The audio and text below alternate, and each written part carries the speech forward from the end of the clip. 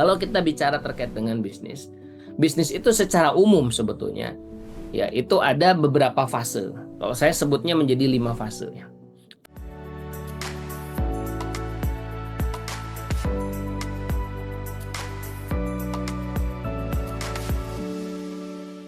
Fase pertama kita sebut sebagai fase survive. Nah, meskipun tidak selalu bisnis dimulai dari posisi ini. Fase survive ini biasanya bisnis yang baru dimulai, kita sebut sebagai startup. Pada saat startup, pemberhentian pertamanya di startup adalah bagaimana caranya supaya bisnis ini segera bisa menghidupi operasionalnya dia sendiri. Artinya dia bisa menggaji karyawan, dia bisa menggaji ownernya, dia bisa memenuhi kebutuhan operasional sehari-hari, maka ini sifatnya survival. Kata kunci di survival ini adalah secepat-cepatnya. Kita harus segera mungkin, bahasa lainnya tuh balik modal gitu lah. Bisa 3 bulan, 6 bulan, pokoknya secepat mungkin. Kata kunci di survival ini adalah sesegera mungkin. Nah, jangan sampai kemudian kita sudah setahun, 2 tahun, 5 tahun, 10 tahun, bisnis kita survive terus gitu. Nah, ini bahaya sebetulnya. Berarti ada sesuatu yang salah dengan cara kita menjalankan bisnis. Fase yang kedua ini kita sebut sebagai cash flow. Istilah lainnya adalah cari duit. Kalau tadi cari makan, nah ini fase yang kedua adalah cari uang. Targetnya adalah menghasilkan omset dan mengendalikan cost. Jadi kata kuncinya adalah setinggi mungkin. Jadi kalau perlu kita tuh harus terus-menerus meningkatkan omset gitu. Dan kendali atas biaya. Maka di situ nanti ada margin. Nah, sampai kapan? Sampai mentok setinggi mungkin yang bisa kita lakukan. Nah, kita sebut sebagai eranya cash flow. Bahasa lainnya adalah cari duit.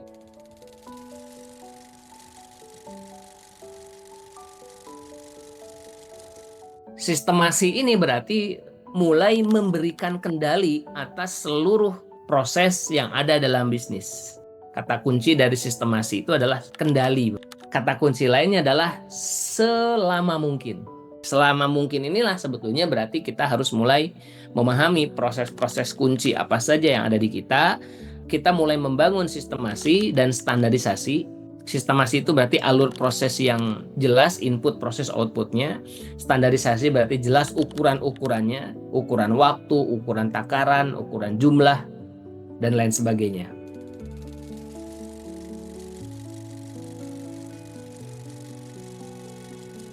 Kalau sudah dapat sistemasi, maka lanjutkan dengan membangun organisasi. Membangun organisasi ini sebetulnya adalah persiapan kita untuk exit keluar dari bisnis kita.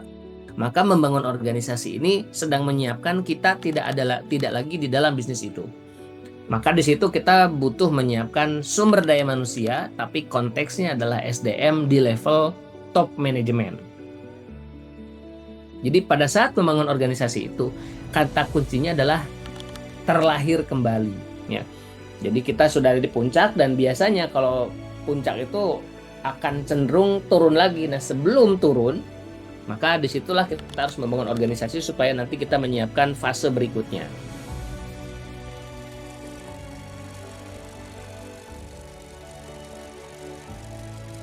Autopilot itu berarti para business owner sudah tidak lagi di dalam bisnis itu.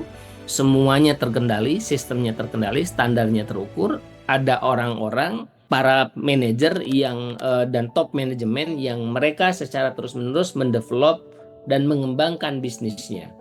Nah, disitulah kemudian kita bisa melakukan menjual bisnis itu, termasuk mungkin listing di bursa saham, IPO, atau bahkan mungkin waralaba. Di situ para business owner bisa lanjut kepada bisnis baru. Nah, kalau memulai bisnis baru tentu saja tidak lagi mulai di survive atau cash flow. Bisa langsung membuat bisnis besar yang langsung di level 4, ya, di membangun organisasi dan lain sebagainya. Kalau kamu suka konten tentang bisnis dan manajemen, like video ini dan subscribe channel kami.